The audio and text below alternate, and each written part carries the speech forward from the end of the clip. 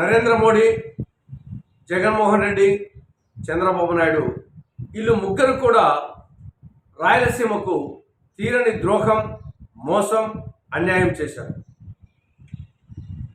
రాయలసీమకు నరేంద్ర మోడీ ఒక శనిగ్రహములా, జగన్, చంద్రబాబు నాయుడు గారు రాహుకేతువులుగా దాపురించారు. వీరి పాలనలో రాయలసీమకు నవ మోసాలు జరిగాయి. ఒకటి, రాయలసీమకు సంజీవని లాంటి ప్రత్యేక హోదా వీరి హయాంలో అమలు కాలేదు. రెండవది, విభజన చట్టం ప్రకారం రాయలసీమలకు, ఉత్తరాంధ్రకు బుందేల్ఖండ్ తరహా స్పెషల్ డెవలప్మెంట్ ప్యాకేజీ అమలు కావాలి, అది అమలు కాలేదు. మూడవది, విభజన చట్టం ప్రకారంగా కడప జిల్లాలో శైల్ ఆధ్వర్యంలో ఇంటిగ్రేటెడ్ స్టీల్ ప్లాంట్ ఏర్పాటు కావాలి, అది కాలేదు. నాలుగవది, దుగ్గరాజపట్నం కొత్త ఓడరేవు ఊసేయలేదు. ఐదవది, శ్రీకాళహస్తి దగ్గర కాంగ్రెస్ హయాంలో మన్నవరం విద్యుత్ పరికరాల ప్రాజెక్టు శాంక్షన్ అయింది, ప్రారంభమైంది. కానీ బీజేపీ ప్రభుత్వం వచ్చిన తర్వాత దాన్ని మూసివేయడం జరిగింది.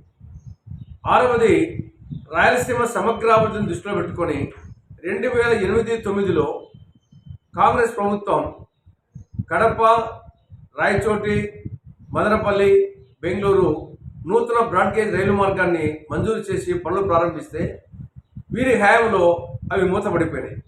అవి వచ్చేసి పనులు నిలిచిపోయినాయి. విభజన చట్టం ప్రకారంగా కృష్ణానది యాజమాన్య బోర్డు కార్యాలయాన్ని 60 రోజుల లోపల రాయలసీమలో కానీ ఆంధ్రప్రదేశ్లో ఏర్పాటు చేయాలి. కానీ 10 సంవత్సరాలైనా ఇప్పటికీ తెలంగాణలో ఉంది, రాయలసీమలో ఏర్పాటు కాలేదు. 8వది, శ్రీబాగ్ ఒడంబడిక ప్రకారంగా రాజధాని హైకోర్టుల్లో ఒకటి రాయలసీమలో ఏర్పాటు చేయాలి. కానీ వీరి హయాంలో ఒకటి కూడా రాయలసీమలో ఏర్పాటు కాలేదు. రాయలసీమకు ప్రధాన ప్రాజెక్టులు తెలుగుగంగ, గాలేరు నగరి, అంద్రినివా. వీటిలో సింహభాగం కాంగ్రెస్ హయాంలో పూర్తయితే వీరు వచ్చిన తర్వాత నిధులు లేక అవి నిరసించిపోయినాయి. కాబట్టి ఈ విధంగా నరేంద్ర మోడీ, చంద్రబాబు నాయుడు, జగన్ పాలనలో రాయలసీమకు నవ మోసాలు జరిగాయి.